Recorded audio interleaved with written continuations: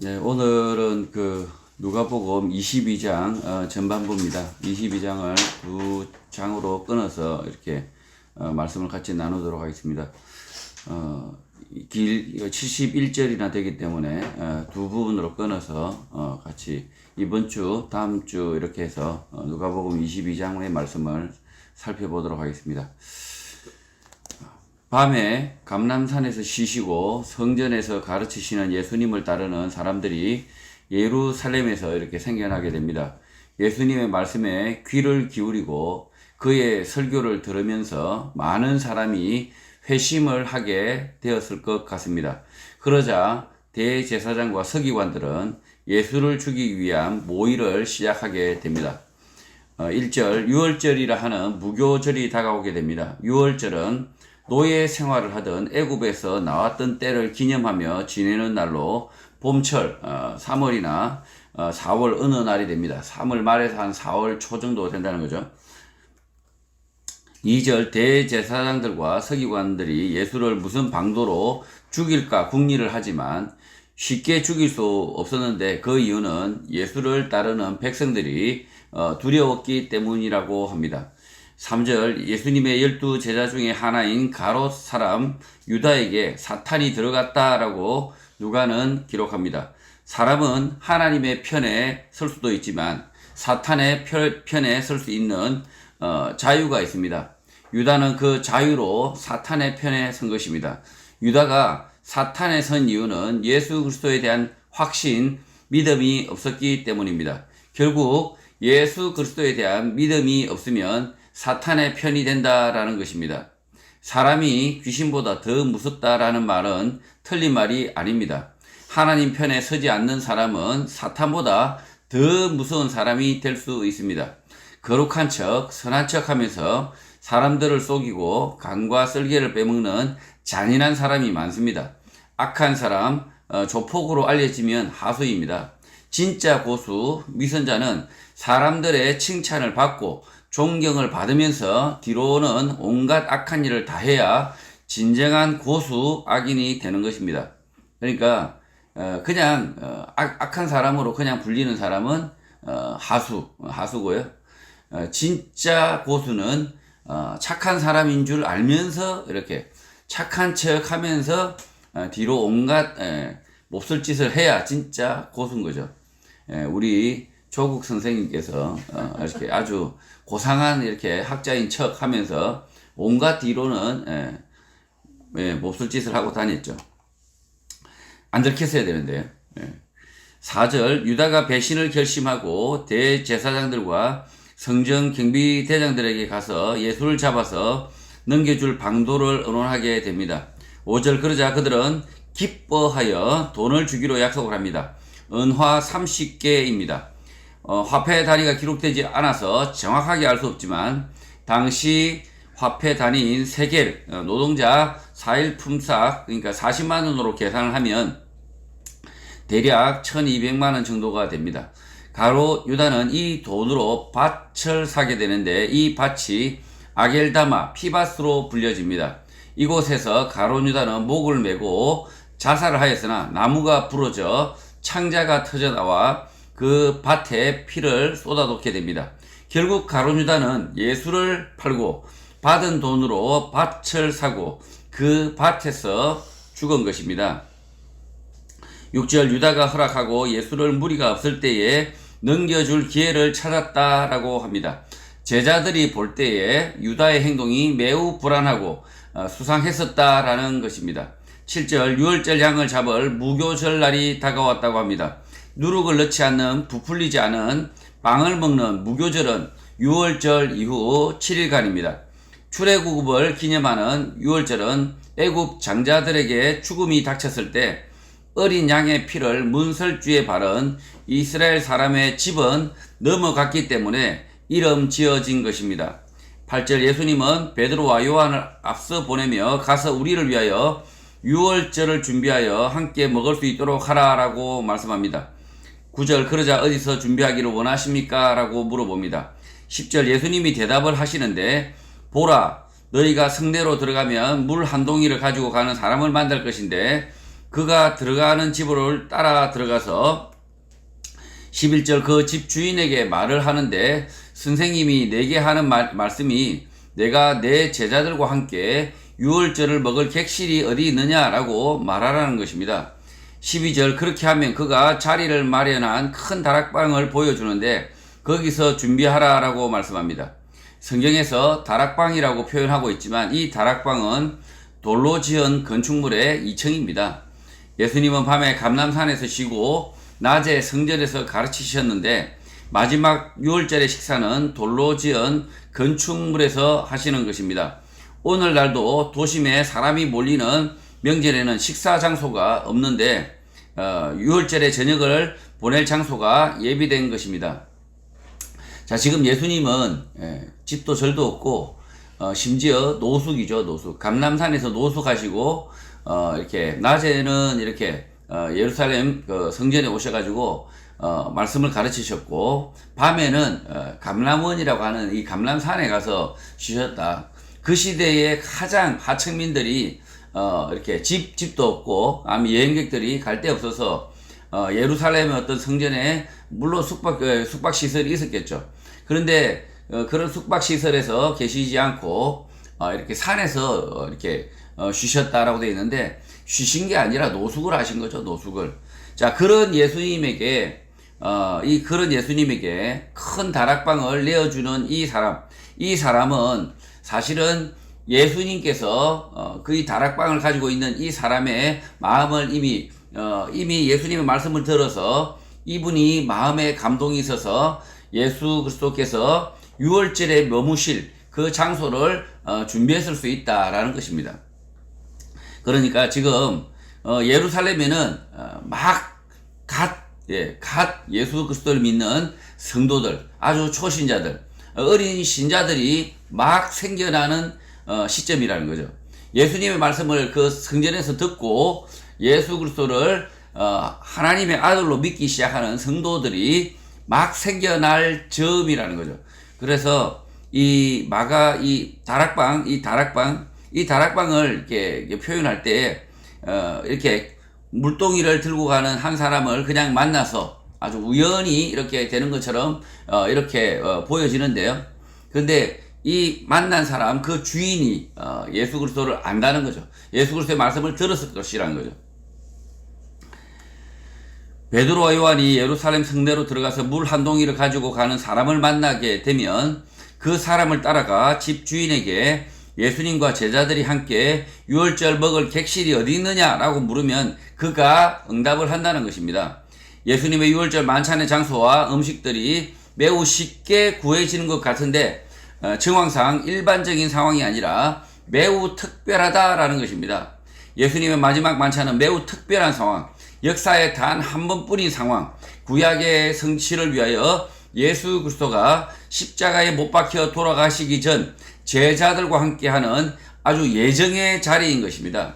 13절 베드로와 요한은 나가서 예수님이 하신 말씀대로 사람을 만나 유월절을 준비하게 됩니다. 누가가 마지막 만찬의 장소를 이렇게 기록하는 이유는 예언의 성취다. 하나님의 구원 약속이 이행이 되고 있다라는 것입니다. 14절 유월절이 되자 예수님은 사도들과 함께 식사의 자리에 앉게 됩니다. 15절 그 자리에서 예수님은 내가 고난을 받기 전에 너희와 함께 이 유월절 먹기를 원하였다라고 말씀합니다. 예수님은 이날 이 식사에 대하여 매우 특별한 것이다 라고 말씀하는 것입니다. 유월절은 어린 양을 잡아 피를 문설주에 바르고 그 양을 잡아 먹는 날인데 그 어린 양을 대신하실 분이 예수 그리스도 자신이기 때문입니다. 16절 예수님은 제자들에게 말씀하는데 이 유월절이 하나님의 나라에서 이루기까지 다시 먹지 않는다라고 합니다. 세상 모든 죄의 문제를 예수 그리스도 자신의 피를 뿌려 단번에 해결하셨기 때문에 다시 유월절을 지킬 필요가 없다는 것입니다. 17절 예수님의 마지막 만찬 성찬은 시작됩니다. 잔을 받고 감사 기도를 하시고 이것을 갖다가 너희끼리 나누라 라고 합니다. 당시 이스라엘에서 음료처럼 마셨던 포도주입니다. 18절 예수님이 제자들에게 말씀하는데 내가 이제부터 하나님의 나라가 임할 때까지 포도주에서 난 것을 다시 마시지 않는다라고 합니다. 예수님께서 이렇게 다시 마시지 않겠다라는 이 말씀은 이 포도주를 다시 마시지 말라라는 것이 아니라 예수 그리스도께서 십자가에서 죽으심은 피 흘리심은 단 한 번의 피 흘리심으로 이 예수 그리스도께서 이 세상의 모든 죄악들을 구원하신다, 용서하신다라는 이렇게 약속 이행의 말씀인 것입니다. 다시 피 흘리실 필요가 없다. 포도주를 다시 마시지 않는다라는 것은 제자들과 함께하는 이 식사가 마지막이다라고 말씀하는 것 같습니다. 또 포도나무에서 난 것을 다시 마시지 않는다라는 것은 예수 십자가 구원의 단회성과 완전성을 말씀하시는 것 같습니다. 예수님께서 구원의 계획을 완벽하게 성취하여 다시 해야 할 일이 없다는 것입니다. 예수 그리스도의 이 십자가의 죽으심이 완벽하다는 거죠. 더 이상 필요가 없다. 더 이상 보충할 필요가 없다. 그러니까 예언도 보충할 필요가 없고, 예수님께서 더 이상 이 십자가의 죽으심으로 인해서 다시 구원 얻는데 부족함이 없다. 완벽하다라는 겁니다. 오늘 한국교회에서 여전히 예언하는 사람들이 있습니다. 예수 그리스도의 초림과 재림에 대한 예언은 더 이상 할 필요가 없습니다. 예수 그리스도께서 구원의 계획을 성취하셨고 구원의 길을 명확히 보여주셨는데 더 이상의 예언도 필요가 없는 것입니다. 그러나 앞일을 예언한다는 사람들이 있습니다. 엄밀하게 말씀드리면 하나님의 구원 계획을 예언하는 사람, 예언자가 아닙니다. 내일 날씨를 예상하여 말하는 기상캐스터, 내일 주식의 향방을 말하는 애널리스트를 예언자라고 말하지 않는 것과 같은 것입니다. 앞일을 잘 모르니 무당 점집을 찾아가게 되는데 성경은 이런 짓을 하지 말라라고 엄히 경고하고 있습니다. 무당 점치듯 내일을 예상하며 살지 말고 예수 그리스도의 말씀을 쫓아서 성실하게 살아라. 내일의 문제는 네가 안다고 까불지 말고 하나님께 맡기고 자신에게 주어진 책무를 다하며 살라는 것입니다. 내일이 궁금하여 무당 점집을 찾는다면, 내일이 궁금하여 내일을 예언하는 사람들의 말을 믿는다면 바르게 믿음으로 살 수가 없는 것입니다. 오늘 닥치는 현실의 어려움에 대하여 이해할 수 없을 때 성도는 기도하면 됩니다. 기도하고 그 문제를 하나님께 맡기고 자신의 일을 하면 되고 내일 눈을 떠 하나님의 뜻하심이 무엇인지 지켜보면 되는 것입니다. 기독교인들 가운데 여전히 내일 일이 궁금하신 분이 많습니다. 내일 일이 궁금하신데요. 이 내일 일이 궁금하신 분 중에 두 사람의 부류가 있습니다. 첫 번째 부류는요, 어제 죄를 지어서 그게 내일 들키면 큰일 나잖아요. 어제 불성실하게 일을 해서 만약에 건물을 지었는데 건물이 와르르 무너진다든지 부실공사한 게 들킨다든지 그래서 내일 들킬까봐 염려하는 사람들, 이런 사람들이 사실 점집을 갑니다. 자신의 잘못이 많은 사람들, 뭔가 미래에 대해서 불안을 느끼는 사람들, 이런 사람들이 점집을 가고요. 그러나 어제 성실하게 산 사람들, 그리고 오늘도 열심히 예수 그리스도의 말씀대로 산 사람들, 이 사람들이 점집을 가게 될까요? 내일이 불안할까요? 전혀 그렇지 않습니다. 내일은 전혀 불안하지 않습니다. 내일 예수 그리스도께서 우리에게 무슨 선물을 주실까?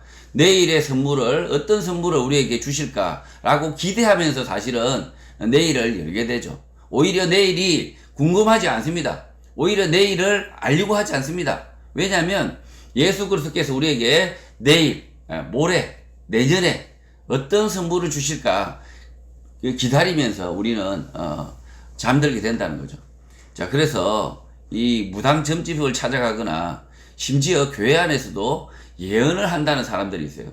그 사람의 말을 귀를 기울이는 사람들, 이 사람들은 사실은 오늘 어제 예수 그리스도의 말씀대로 살지 않은 사람들이에요. 전혀 예수 그리스도의 말씀대로 살지 않으니까, 믿음이 없으니까 예수 그리스도의 말씀대로 살면 반드시 승리한다, 우리의 삶에 구원이 있다라고 예수님이 말씀하고 있는데, 승리의 삶을 살 수 있다라고 말씀하고 있는데 왜 내일이 궁금하겠습니까? 내일 분명히 우리에게 승리의 삶이 내일도 주어질 것이라는 걸 믿는데 고난 가운데 있음에도 불구하고 정말 전쟁 가운데 아주 포로로 있는 가운데서도 예수 그리스도께서 주신 약속 그 말씀대로만 살았다면 뭐가 두렵겠습니까? 내일의 미래가 암울하겠습니까? 그렇지 않습니다. 자, 그래서 이 점을 치는 사람들 그리고 내일이 불안한 사람들은 자신을 돌아봐야 됩니다. 내 자신이 여전히 예수 그리스도의 말씀에 대한 확신이 있는가? 최후 승리를 믿고 있는가? 오늘 이렇게 죽어도 오늘 하나님이 부르셔도 최후 승리를 믿고 있는가? 라고 구원에 확신이 있는가? 라고 우리가 돌아봐야 된다는 거죠. 19절 또 떡을 가져 감사 기도하시고 떼어 그들에게 주시며 말씀을 하는데 이것은 너희를 위하여 주는 내 몸이라 너희가 이를 행하여 나를 기념하라 라고 합니다. 예수님은 빵을 떼어주면서 자신의 몸을 떼어준다라고 표현하는데 그 빵을 먹는 예수님의 제자들에게 들어가신다, 함께 하신다라는 것을 믿으라는 것입니다. 예수님께서 이렇게 빵을 떼어주시면서 자신의 몸을 떼어준다라고 표현하면서 그렇다고 해서 예수님의 몸이 그들 속에 있는 건 아니죠. 아닌데 그럼에도 불구하고 이 예수님의 표현, 예수님께서 이 약속을 제자들에게 두신 것입니다. 그래서 이 그리스도인들이라면 마땅히 예수 그리스도께서 지금 나와 언제나 동행하신다라는 것을 믿으라는 것입니다. 20절 저녁 먹은 후에 잔도 그와 같이 나누는데 이 잔은 내 피로 세우는 새 언약이니 곧 너희를 위하여 붓는 것이다 라고 말씀합니다. 예수님은 육신하실 때에 입고 오신 자신의 육체를 제자들에게 언약의 증거로 주신다라고 표현하고 있는 것입니다. 실제 예수님은 십자가에서 살과 피를 쏟아 언약, 구약의 말씀을 성취하고 새로운 언약, 재림의 약속, 신약을 주신 것입니다. 21절 예수님은 그러나 보라 나를 파는 자의 손이 나와 함께 상위에 있다라고 말씀합니다. 가롯 유다입니다. 22절 인자는 이미 작정된 대로 가거니와 그를 파는 그 사람에게는 화가 있을 것이다 라고 합니다. 가롯 유다는 예수님을 팔지 않는 선택을 할 수 있었고 그가 다른 선택을 했다 하더라도 대제사장과 서기관들은 예수를 잡아서 죽일 수가 있어서 아무런 문제가 없는 것입니다. 그러니까 가롯 유다가 반드시 예수를 이렇게 십자가에 팔아야 된다. 예정이다, 예정. 근데 이 예정을 잘못 믿은 거죠, 그 예정. 이 가롯 유다도 이 예수님이 이렇게 오른팔에 이렇게 누워서 함께 잠들죠, 그죠? 그래서 마지막을 함께 잠드는데 이 가롯 유다도 사실은 예수님께서 아무 말씀하지 않습니다. 예수님께서 이렇게 바깥으로 나가려고 하는 이 가롯 유다를 밤에 일었을 때 붙잡을 수 있습니다. 그러나 예수님은 이 붙잡는 선택을 하지 않으시고 말씀을 하시죠.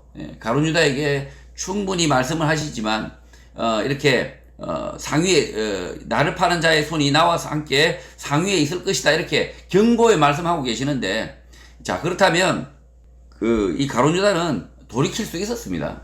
이렇게까지 예수님께서 말씀하시면 이 가롯 유다가 회개하고 돌이킬 수 있는 선택을 할 수 있었음에도 불구하고 그가 돌이키지 않았다는 겁니다. 예수님의 마음은 그가 마지막이라도 돌이키기를 원하셨다는 거죠, 사실은.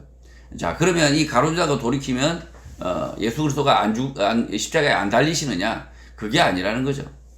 지금 이미 대제사장과 서기관들은 가롯 유다가 가롯 유다가 협조가 있든 없든 예수님을 붙잡아서 십자가에 이미 죽이기로 결심한 자들이기 때문에 그 악은 성취가 된다는 거죠.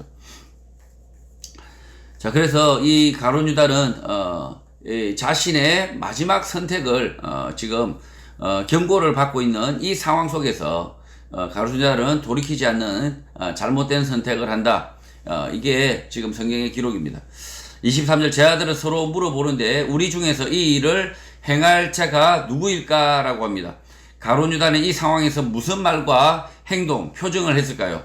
가룟 유다는 이 자리에서 아무렇지 않게 행동을 했을 것으로 보입니다. 자신이 예수를 배신하고 대제사장에 넘길 것이다 라는 것을 아는 사람이 없다고 생각했겠지만 예수님은 일부러 이렇게 말씀을 하여 가룟 유다의 마지막 회개를 촉구하신 것입니다. 그러나 이 마지막 기회는 가룟 유다로부터 버려집니다. 마지막 기회를 놓친 것입니다.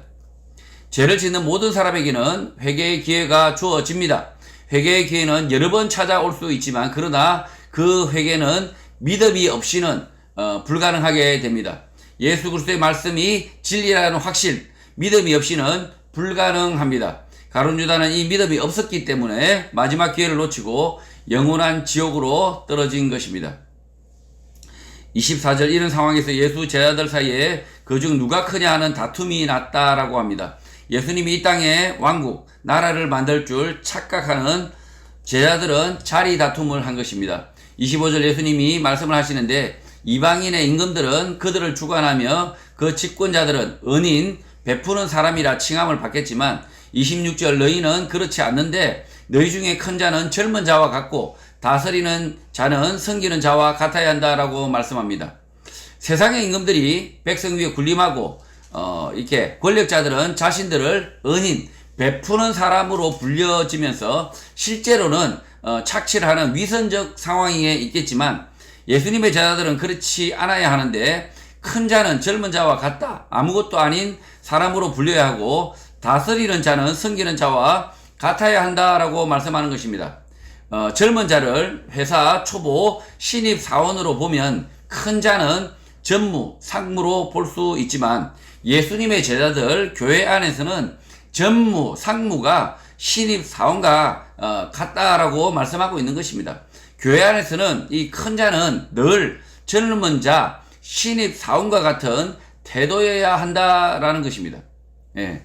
지금 오늘 한국 교회 가면 장로님, 목사님들이 어떻게 하고 있죠? 신입 사원처럼, 신입 교인처럼 행동하고 있습니까? 예수님이 이렇게 행동하라고 가르치셨는데 그 말씀에 순종하십니까? 그렇지 못하죠. 예수님은 이렇게 젊은 자, 그러니까 실업도, 초보, 신입 사원 이렇게 젊은 자가 돼야 된다라고 이야기하고 있는 거죠. 섬기는 척 하라는 것이 아니라 섬겨라. 아무것도 아닌 척 하라는 것이 아니라 아무것도 아닌 사람이 되라는 것입니다. 그러니까 보잘것없는 사람이 되라는 거죠. 그러니까 아무것도 하지 말라는 것이 아니라 자신을 보잘것없는 사람으로 여기라는 거죠. 27절 앉아서 먹는 자가 크냐? 섬기는 자가 크냐? 앉아서 먹는 자가 아니냐? 그러나 나는 섬기는 자로 너희 중에 있다라고 말씀합니다. 시중을 드는 사람, 섬기는 사람으로 제자들 가운데 있다라고 예수님은 말씀하고 있는데 실제 예수님은 제자들과 함께 있을 때 어떻게 하셨을지 알 수 있습니다. 예수님은 제자들의 섬김을 받는 것이 아니라 늘 섬기는 자리에 계셨다라는 사실을 알 수가 있습니다. 지금 세상에서는 원래 이렇게 섬김을 받는 사람, 이렇게 의전을 받는 사람이 높은 사람이지만 하나님의 교회, 그리고 이 성도들은 그렇게 하지 말라는 거죠. 그렇게 하지 말고 섬기는 자가 되어라 라고 얘기하는 거죠. 28절 너희는 나의 모든 시험 중에 항상 나와 함께 한 자들이다 라고 말씀합니다. 여러 일들이 있었는데 그 일 가운데 함께 있었다라는 것입니다. 29절 내 아버지께서 나라를 내게 맡기신 것과 같이 나도 너희에게 맡기겠다고 말씀합니다. 예수님은 당시 제후와 분봉왕들의 관계처럼 나라를 맡기신다라고 표현을 한 것입니다. 30절 너희로 내 나라에 있어 내 상에서 먹고 마시며 또는 보좌에 앉아 이스라엘 12지파를 다스리게 하려고 한다라고 말씀합니다. 예수님의 제자들은 이 땅에 왕국을 세우고 그 나라에서 권력자들이 되고자 했는데 그 마음을 아시고 이렇게 말씀하신 듯 합니다. 예수님의 제자들이 이스라엘의 12지파를 다스린다, 권력을 쥔다라고 가르치신 것이 아니라 12지파를 섬겨야 한다, 책임져야 한다라고 가르치신 것입니다. 앞에서 예수님의 나라는 다스리는 자가 곧 섬기는 자라고 반대되는 공식을 적용되어야 하는 것입니다. 이 말씀을 엉뚱하게 받아들여 나라를 나눠준다, 도시를 나눠준다라고 믿는 신천지 이단들이 있습니다. 그래서 서울은 네가 다스리고 런던은 네가, 워싱턴은 또 네가 이렇게 사람들에게 나눠주는 줄 알지만 틀렸습니다. 예수님은 제 아들에게 이스라엘 12지파를 복음으로 섬기실 것을 부탁하신 것입니다.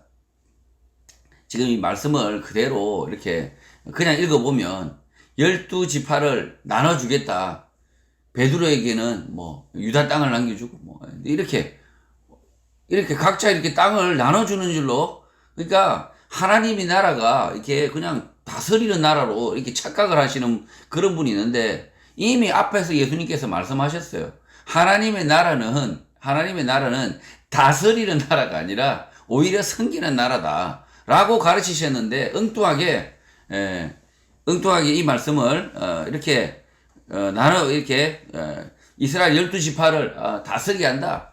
그래서 뭐 이 한국이 뭐 이렇게 제사장의 나라가 돼가지고 전 세계를 그냥 다스려야 된다, 요렇게 말씀하시면 이단, 사이비, 아주 그냥 잡놈들이 하는 이야기죠. 이 잡놈들이 그냥 예수님이 앞에 하신 말씀은 싹 다 까먹고, 한국이 그냥 모든 세계를 갖다가 그냥, 이 말이 되는 소리입니까 이게? 다시 말씀을 드리지만 하나님의 나라는 섬기는 자의 나라다라고 예수님이 가르치셨고요. 섬겨야 된다는 거죠. 섬겨야 되고요. 특히 이스라엘 12지파를 예수님의 12제자에게 부탁한다라고 나눠주겠다라는 것은 결국 이 나눠서 뭐 하겠습니까?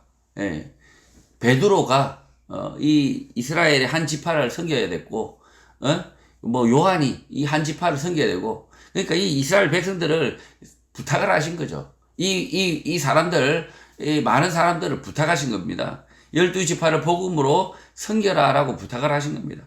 31절 예수님이 갑자기 베드로를 부릅니다. 시몬아 시몬아 보라, 사탄이 너를 밀가부르듯 하려고 요구하였다라고 합니다. 사탄이 예수 제자들을 믿음에서 떼어놓으려고 시도하였다, 흩으려고 시도하였다라는 것입니다. 32절 그러나 내가 너희를 위하여 내 믿음이 떨어지지 않기를 기도하였는데 너는 돌이킨 후에 내 형제를 굳게 하라라고 당부를 하십니다. 지금 예수 제자들 사이에는 서로 누가 큰 자냐 이렇게 하면서 다툼이 있어서 그냥 지금 예수 제자들이 뿔뿔이 흩어질 수 있는 위기가 있을 수 있다는 거죠. 예수 제자들이 간에 그냥 주먹 쥐고 싸울 뻔했다는 거죠. 그래서 지금 이 사탄이 너희를 밀가부르듯 하려고 요구했다라고 예수님이 말씀하고 있는 겁니다. 지금 이 제자들 사이에 뭐 아주 그냥 심각한 충돌이 있을 수 있었다는 거죠. 뭐 기록을 하고 있지 않지만, 그러나 단순하게 그 자리 다툼하는 거, 그러니까 누가 큰 자냐 이렇게 다툼한 것처럼 보이지만 실제로 예수 제자들 중에 베드로 형님을 주먹으로 칠 뻔할 수도 있다는 거죠. 그렇게 해서 이 제자들이 다 흩어질 뻔했는데, 그러나 그러지 않았다. 그래서 이 예수님께서 내 형제를, 이 제자들을 굳건히 하라. 이 베드로 마청 이 베드로에게 흩어지지 말고, 이 제자들이 흩어지지 말고 굳게 이렇게 결속하라라고 당부를 하시는 것입니다. 예수 제자들을 믿음에서 떨어지지 않도록 하는 책무, 이를 베드로에게 부탁을 하신 것입니다. 베드로는 예수님으로부터 진리의 말씀을 들은 예수님의 제자들이 흩어지지 않고 그 진리를 전하도록 예수 제자들을 다독이고 묶어야 하는 책무를 주신 것입니다. 교회가 함께 모이는 이유는 예수 그리스도의 말씀, 진리를 깨닫고 그 말씀 진리를 전하고 가르쳐야 하는데, 그렇게 하기 위해서는 흩어지지 말고 함께 모여야 하는 것입니다. 조직을 해야 되는 것입니다. 우리가 뭐 조폭입니까? 왜 교회로 모입니까? 왜 조직을 합니까 우리가? 자, 우리에게는 돈을 갈치게 하기 위한 목적이 있는 것이 아니고요, 우리끼리 잘 살기 위한 목적이 있는 것이 아니고, 우리끼리 서로 잘 대하기 위해서 모인 것이 아닙니다. 예수 그리스도의 말씀, 그 말씀의 진리를 지키기 위해서 여기 함께 모인 것이고요, 그래서 조직을 해야 되는 것이고 서로 돕고 섬겨야 하는 것입니다. 33절 베드로가 말을 하는데, 주여 내가 주와 함께 오게도 죽는 데에도 가기를 각오하였습니다 라고 합니다. 34절 이 말씀을 들은 예수님이 베드로야 내가 네게 말하는데 오늘 닭 울기 전에 내가 3번 나를 모른다고 부인할 것이다 라고 대답을 하십니다. 예수님은 베드로에게 자신의 제자들을 맡겼지만 베드로를 교회의 우두머리로 삼으셨지만 그 우두머리가 예수를 3번 부인하는 무책임한 상황이 닥친다라고 말씀하신 것입니다. 오늘 한국 교회에서도 목사, 장로, 집사의 직분을 주어 교회를 섬기게 됩니다. 베드로에게 교회의 우두머리가 되어 섬기도록 직분, 책임을 주셨지만 그 직분, 책임은 그 사람의 능력, 실력, 재능 때문에 주시는 것이 아니라는 것을 명확히 하시는 것입니다. 앞서 세상의 권력자가 힘없는 사람들, 지혜 없는 사람을 다스리지만 교회는 그렇지 않고 반대로 섬기는 사람이 되어야 한다라고 가르치신 것입니다.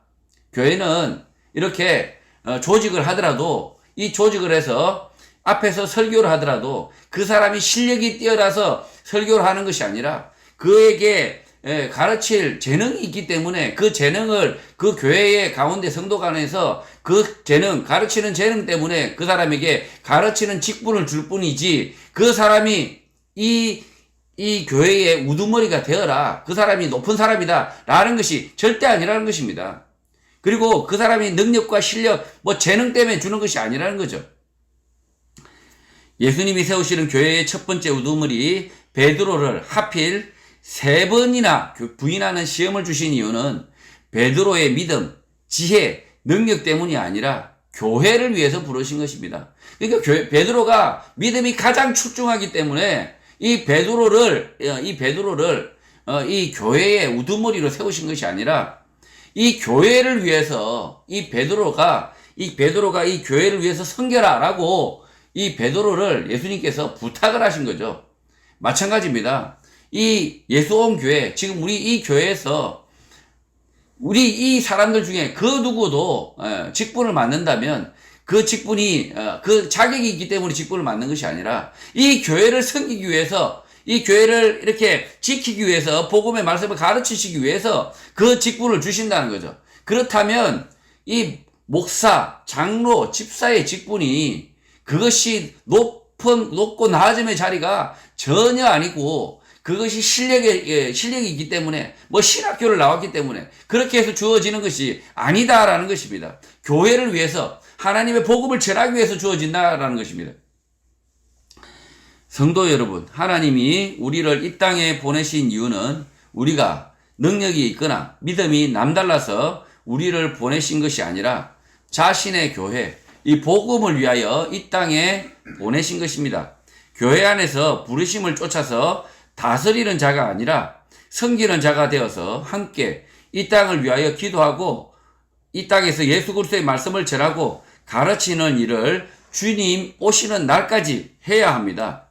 그래서 마지막 날에 예수 그리스도께서 부탁한 일을 모두 마치고 영원한 나라 하나님 나라에 들어가는 성도가 되시기를 주님의 이름으로 축복합니다.